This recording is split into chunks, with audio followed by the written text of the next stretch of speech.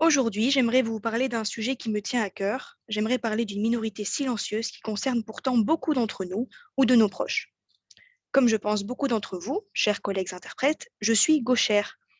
J'ai commencé mon master en interprétation à l'ISTI à Bruxelles en 2018. En première année, nous étions 11 élèves dans le groupe anglais-allemand, donc ma combinaison linguistique. Sur 11, nous étions, si je me souviens bien, au moins 4 gauchers. Quand on sait que le pourcentage estimé de gauchers dans le monde est de 13 à 15%, c'est plutôt remarquable. Comme tous les gauchers, j'ai l'habitude d'avoir le côté de la main gauche systématiquement recouvert d'encre quand j'écris. Je sais ce que c'est d'avoir du mal à découper une feuille de papier avec ces satanés ciseaux absolument pas adaptés pour nous les gauchers. Ou bien encore, les voitures. Quand on y réfléchit un petit peu, ce n'est absolument pas logique pour un gaucher de devoir passer les vitesses ou de tirer le frein à main de la main droite. Mais malgré ces quelques désagréments et ce monde pensé et conçu pour les droitiers, les gauchers ont toujours su s'adapter. Et il faut savoir que pendant très longtemps, les gauchers ont eu la vie dure. Lors de mes recherches, je suis tombée sur un entretien accordé par monsieur Pierre-Michel Bertrand, spécialiste des gauchers à France Culture, dans lequel il parle de l'histoire des gauchers, son domaine de prédilection. Il se définit lui-même comme gauchérologue, un néologisme qu'il a inventé. Selon lui, les gauchers font partie d'une minorité pas comme les autres, et cette dernière a toujours dû redoubler d'ingéniosité pour s'imposer dans ce monde droitier. Tout d'abord, il nous explique que cette différence est chargée d'une symbolique lourde. Alors que la droite représente la rectitude, la vertu, le bien, la gauche, elle, incarne l'inverse. L'adjectif gauche, d'ailleurs, a remplacé le mot en vieux français senestre, issu du latin sinister, qui a donné le mot sinistre, qui signifie de mauvais augure, de funeste présage. Toutefois, contrairement à ce que l'on pourrait penser, l'histoire de l'intolérance vis-à-vis des gauchers n'a pas suivi une trajectoire linéaire. Pendant l'Antiquité, donc, les gauchers étaient stigmatisés pour les raisons évoquées plus tôt. Mais au cours du Moyen Âge, par contre, ils n'étaient pas plus persécutés que cela. Toujours selon l'historien Pierre-Michel Bertrand, la Grande Guerre, la Première Guerre mondiale, a aidé à faire évoluer la cause des gauchers. En 1918, les anciens soldats mutilés, que l'on appelait les gueules cassées, se comptaient par dizaines de milliers. Bon nombre d'entre eux avaient perdu leur bras droit. Ces hommes sont rentrés en héros. Ils se sont mis à tout faire de la main gauche, notamment le signe de croix, car ils n'avaient plus le choix. Ces gestes, autrefois jugés déplacés, sont devenus héroïques et ont permis le début de l'évolution des mentalités pour arriver à l'acceptation des gauchers au début des années 1920. Malheureusement, le calvaire des gauchers a vraiment commencé lors de la scolarisation massive des enfants. En effet, ces derniers devaient se conformer à l'usage général qui privilégie l'écriture de la main droite. Nombreux sont les témoignages de gauchers qui se sont vus empêchés dans l'enfance de se servir spontanément de leur main gauche. Ils racontent les punitions des professeurs et les méthodes d'autrefois pour sanctionner l'usage de leur main gauche. Main attachée au pied du bureau, règle en fer sur le bout des doigts. Une discipline d'un autre âge qui n'est pas restée sans conséquence pour ces handicapés manuels qui sont restés mauvais en écriture et en dessin parce qu'on les a empêchés de se servir de la main qu'ils utilisaient naturellement. On appelle d'ailleurs gaucher contrarié un individu qui voulait, de façon naturelle, écrire de la main gauche, mais que l'on a forcé ou incité à écrire de la main droite. D'ailleurs, le saviez-vous, l'histoire raconte que Freud était gaucher, mais qu'il a toujours refusé de l'admettre. Depuis la fin des années 90, on a pu observer une évolution de l'usage de la main gauche pour l'écriture chez les adultes en France. Et le même phénomène a pu être observé au Brésil ou en Italie. Il s'agit donc d'un changement d'attitude de l'éducation face aux gauchers. Malheureusement, ce changement positif ne s'est pas répandu partout dans le monde. Et selon le site internet lesgauchers.com, sur les quelques 950 millions de gauchers qui peuplent notre monde, seuls 20% peuvent espérer pouvoir vivre normalement. Les pays les moins tolérants sont situés en majorité en Asie et en Afrique. Mais il faut savoir que certains pays d'Europe, notamment l'Italie et l'Espagne, font encore preuve d'une certaine intolérance à l'égard des gauchers. Un article paru en janvier 2013 dans le magazine Slate Afrique explique qu'au Togo, les gauchers étaient jusqu'à récemment marginalisés, humiliés, punis et exclus s'ils se servaient de leur main gauche. En effet, certains préjugés ont la dent dure. Et dans ce pays, toute la partie gauche et donc la main gauche sont signes de malheur, de faiblesse et d'impureté. Beaucoup pensent que cette main sert à s'essuyer lorsque l'on va aux toilettes. Se saluer de la main gauche porte malheur et est même considéré comme une injure. Il ne viendrait jamais à l'idée de personne de préparer le repas voire de servir à boire ou de tendre une boisson à un hôte avec la main gauche, et les exemples sont encore nombreux. Ce rejet de la main gauche va bien au-delà des frontières togolaises. Il est présent dans beaucoup de sociétés traditionnelles.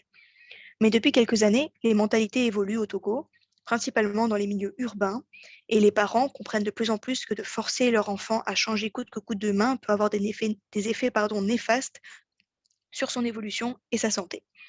Troubles de l'écriture, maladresse, incontinence urinaire prolongée, dyslexie, bégaiement. Pourtant, nombreux sont les gauchers qui ont marqué l'histoire. Pour ne citer que quelques exemples, prenons Léonard de Vinci, David Bowie ou encore Barack Obama.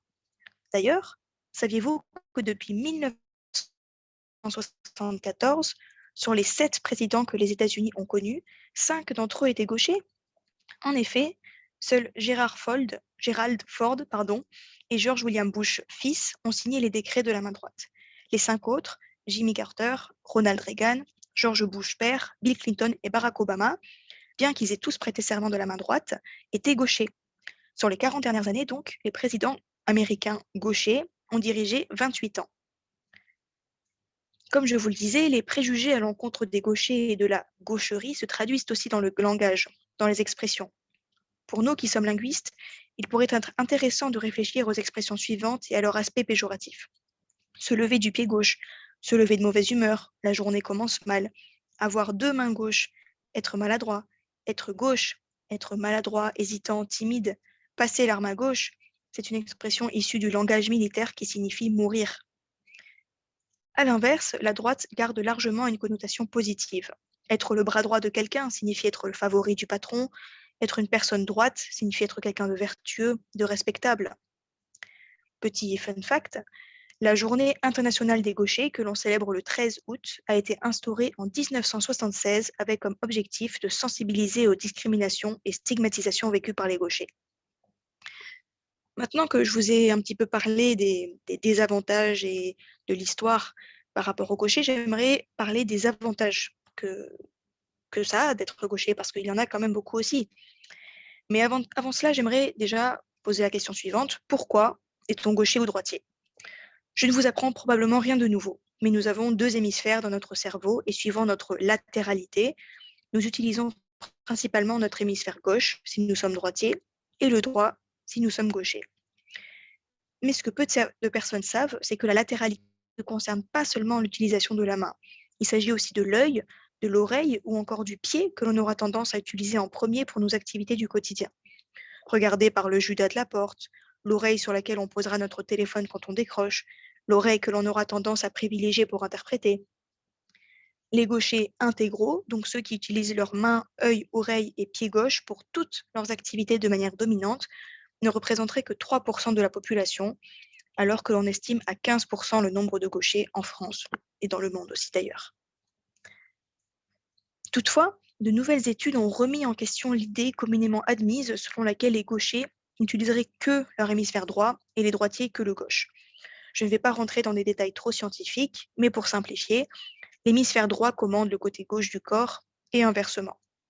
Cependant, le cerveau et ses 2 hémisphères sont répartis en 4 lobes, dont je vous épargnerai le nom, et ces différents lobes remplissent différentes fonctions, comme la parole, le langage, la mémoire, la lecture, la vision, les émotions, etc. Mais la répartition des fonctions à l'intérieur des lobes n'est pas totalement figée. En effet, on entend souvent dire que les droitiers sont meilleurs en maths, en sciences, qu'ils ont un esprit plus pragmatique, tandis que les gauchers seraient meilleurs en langue et seraient plus créatifs. Mais ce n'est pas tout à fait vrai, car certaines fonctions ne sont pas réparties de la même manière à l'intérieur des lobes suivant les individus. Ainsi, la zone du langage est généralement située dans le lobe temporal gauche chez les droitiers, alors qu'elle peut être située des 2 côtés chez les gauchers. Est-ce que ça a une incidence pour nous, les interprètes? Je ne sais pas. Les gauchers sont également réputés pour leur capacité en sport. Rafael Nadal, redoutable joueur de tennis, est gaucher. Bien que les gauchers représentent moins de 15% de la population, 25% des joueurs de baseball professionnels sont gauchers. Pourquoi? Selon une étude australienne de 2006, ils auraient un temps de réaction inférieur à celui des droitiers. Différents chercheurs se sont aperçus que les gauchers semblaient avoir beaucoup plus de facilité dans les sports interactifs, comme la boxe, l'escrime, le tennis et le baseball, mais pas dans les activités solitaires comme la gymnastique ou le plongeon. Certains chercheurs pensent que c'est parce que la posture physique singulière des gauchers, et parce que à cause de cette posture singulière, les droitiers sont décontenancés et ils sont en général habitués à affronter d'autres droitiers. Avant de conclure ce discours, j'aimerais vous parler des ambidextres. En effet, une infime partie de la population est capable d'utiliser les deux mains avec la même habileté. Ce sont les ambidextres. Dans sa forme la plus rare, qui représente environ 1% de la population mondiale, les personnes ambidextres peuvent employer les deux mains de la même façon, à n'importe quel moment, en tant que main dominante. Les côtés gauche et droit de leur cerveau sont à peu près symétriques. Sous d'autres formes plus communes, l'ambidextrie n'est pas totale. La personne va écrire de la main gauche et tenir la fourchette de la main droite, par exemple. Ou alors, elle n'aura pas de main dominante et utilisera ses deux mains comme deux mains gauches d'une personne droitière. Il existe également des personnes gauchères qui utilisent leur main non dominante presque aussi bien que leur main gauche. Paradoxalement, même si les personnes ambidextres possèdent un cerveau au côté symétrique, contrairement aux droitiers, elles ont tendance à être plus en phase avec leurs capacités physiques que mentales. D'après une étude finlandaise menée sur 8000 jeunes, les élèves ambidextres courent 90% plus de risques de rencontrer des difficultés en mathématiques que les autres enfants. Ils auraient également plus de difficultés de langage. La bonne nouvelle, c'est que l'ambidextrie est particulièrement utile dans des domaines comme la musique, l'art et le sport. Parmi les ambidextres les plus connus de l'histoire, citons par exemple Benjamin Franklin ou Albert Einstein. Pour conclure ce discours, je dirais qu'aujourd'hui, être gaucher n'est plus un handicap. Nous sommes de plus en plus reconnus. Toutefois, nous vivons dans un monde pensé et conçu par et pour les droitiers. Certaines améliorations sont nécessaires, comme adapter les machines dangereuses présentes dans certaines entreprises qui pourraient blesser les gauchers qui les utiliseraient de leur main gauche alors qu'elles sont adaptées pour des droitiers, par exemple. Et à un niveau plus général, il faudrait que plus d'objets du quotidien et surtout du matériel scolaire soient conçus pour les gauchers. Par simple curiosité, à la fin de ce discours, pourriez-vous me dire si vous êtes gaucher, droitier ou ambidextre, pour savoir si éventuellement il existe une corrélation entre l'interprétation et les capacités que cela nécessite et notre latéralité. Ce discours n'a pas pour vocation de mettre les gauchers sur un piédestal. J'ai cité des personnalités gauchères, mais toutes les autres sont droitières. Et puis je pense que pour être un bon interprète, l'essentiel reste la passion qui nous rassemble tous ici ce soir et notre envie de progresser. Merci pour votre attention.